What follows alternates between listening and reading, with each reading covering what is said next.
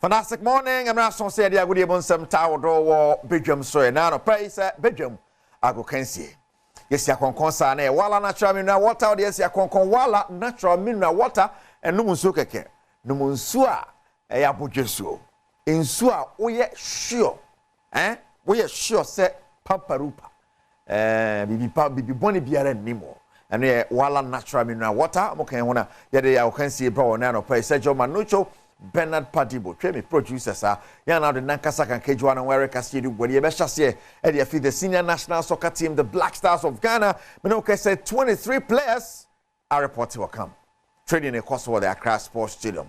And of course, Adua Anissa, or China, yes, said Ghana and Sudan, able to media fish when you some get to Accra. Now, yes, and a becono, you are now a sign we are getting up with Pimo Sudan. No, a no Libya in Sudan.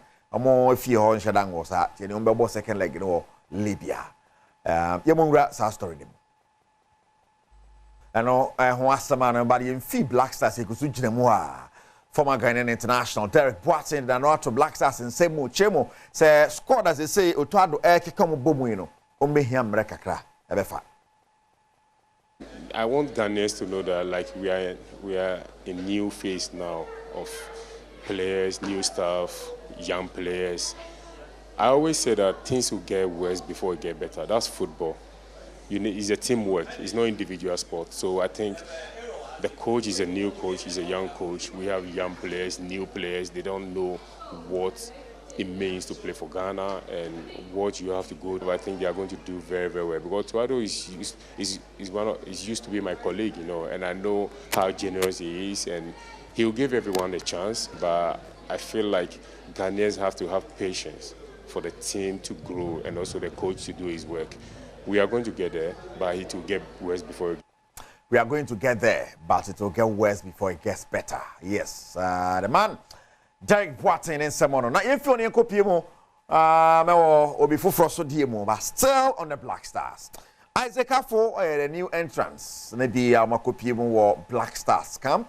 No, then someone to grass say, Adewi, Bob Payachapa, said that should be a young friend of Black Stars. Fasano, and Yajapa. Obo national team. The Mimete no imenji. The Mamma say, Miss my fight hard. Remember me team Yamade, and as a BBC, or don't go for both the BBC says, Ni Nigena, so if you remember Cracker and water, Obit for me say.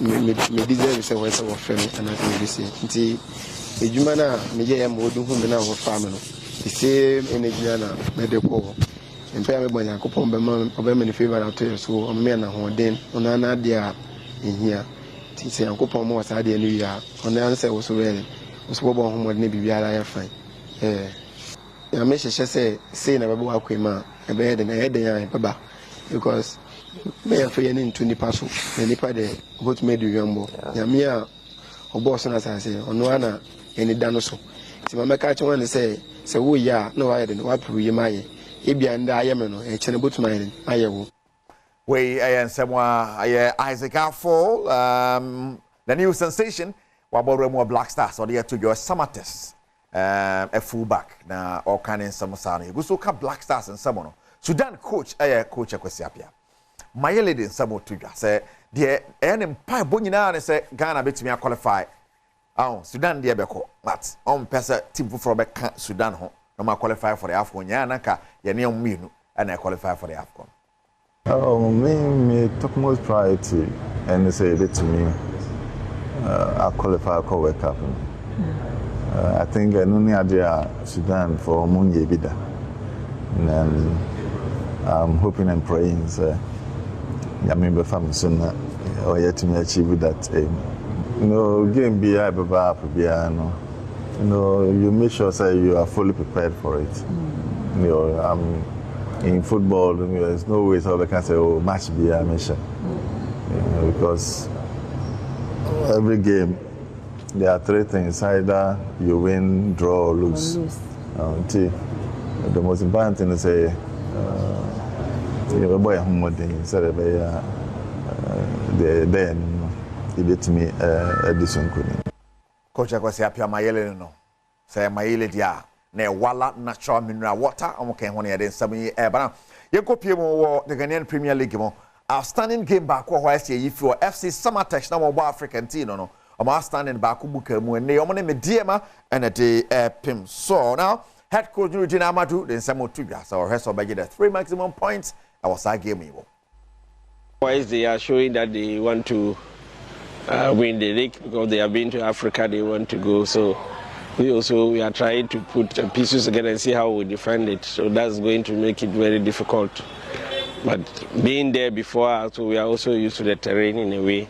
But that's their home ground. So, and I don't think that they have not been scoring some goals even at home. And so if on a good day we are also good to go, I think that we can get results there.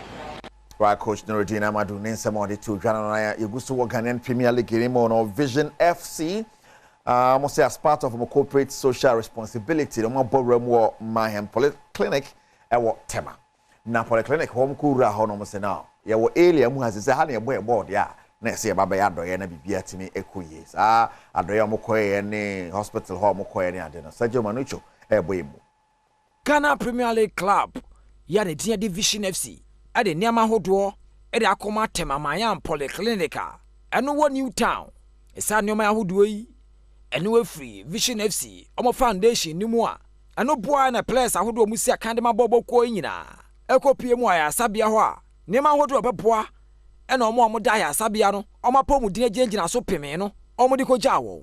Na owura wo da Vision Foundation na no kwame anim bafo wo kire die ntia popo ko e de akyede yi okoma ya asabia no na ye bae ne ombedi nkomo ene ye behu eniema ha omani niema ehia omo na niema ehia omo nyina omo ka kire ye no ye di ye bohye so ne yato ni na abrom omo so omo hia delivery beds omo hia some chemicals omo hia niema bebre na ni na yaba be ama na esefo a wo ya asabia ho nso ese omani agye a omo hwe ni mu se dodo na besa ba ka omo nsa na omanfo da ho no Oma pomudine akosoro. Yeni aje pa se Vision FC CEO team ni na abaha Mayan Polyclinic se omo be boayen apemfo na omo be wo ha enti no aboayen staff no edwumafo no ene apemfo na omo be wo ha no ebeboa obia. Eno wasamara no. Wala natural mineral water omo ye sponsors wala they say the ekaka kono galamsey no aye ne hono de onu musu an why careful anything yakofa wala natural mineral water ba sanse ye no mo a ye ni huya etimi nto ya no musu ibie no an ye beto efo ti sachet water no kwa so pe wala natural mineral water and papa eno de you are rest assured say unsuru unhwachi onye bone ye ka hey unjwani wala natural mineral water papa ntino no mabona guna kama wala ya ma se boken hwa no pa bia na ye de nsam no de brewo now Asante Achim North Municipality we no can say no one more the new ultra modern playground and the office Ashe Achim Football Association ensa Asante Achim Football Association ba kwa mo hwese na nhye city mo bodwuma mo gidi ese niema we na aka kadabeka ho a ebe bo ma bibia atumi akoso na omo ne Adom news atwe nkomo no Accra Digital Center na Ghana Digital Center CEO Kodwo Bajemaya wono na kopima Asante Achim Football Association on dan no ade nsem we na to ye ne mu man ya ma ya say for football development district ti bibia ebetima ya no mo to be ebetima tuna aboa the district football or say nyame Adom aban so de aspect of the bar Asante Achim no offices I'm saying Ghana Football Association or call officer or say the district football association to BBI for football administrative wise, managerial wise, operational wise. The office on you be free. And yes, the key officer you the beton those and but you the football juma. Say how come can football association office? Yes, your district football association. Yeah, office near. Yeah, the bedi juma near the aboa football development.